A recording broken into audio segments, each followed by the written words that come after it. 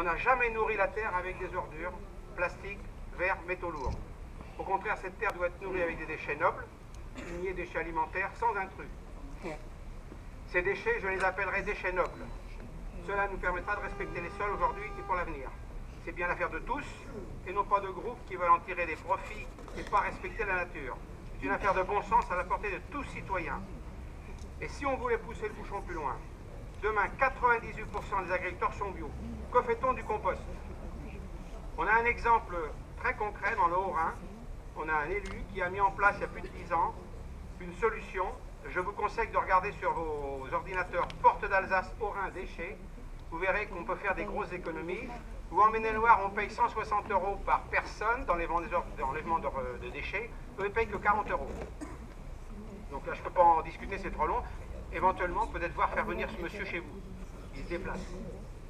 J'ai oublié de vous dire que le groupe de travail qui s'est engagé auprès de l'usine et l'agglo et de signaler les violences jour par jour a un côté aussi qui a rendu service à l'agglo parce qu'on a relevé tellement d'infractions, ils se servent de nous à l'heure actuelle. Donc ils sont contents qu'on existe.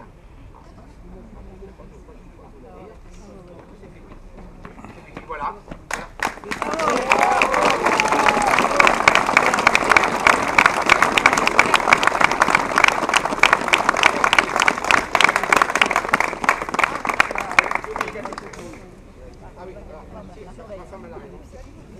J'ai oublié quelque chose de très important.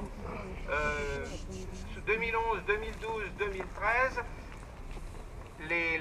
l'usine n'était même pas aux normes intérieurement. C'est-à-dire qu'on n'avait pas mis les lignes de vie, on n'avait pas mis les sirènes en cas d'incendie.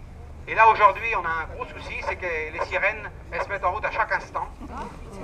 Et des fois 1 heure de route, 1 heure de temps, on ne sait pas si les pompiers se déplacent ou pas. On ne nous dit pas ce qui se passe dans l'usine. Là, ça devient inquiétant. Alors, il faut savoir aussi que c'est notre tour de brûler peut-être cette année ou l'année prochaine. Les 5 usines qui ont été construites avant nous sont brûlées. Si éventuellement ça vous intéresse, j'ai le petit panneau, j'ai un petit papier qui indique, en fonction de la construction, celles qui ont brûlé en France. Donc, c'est peut-être notre tour.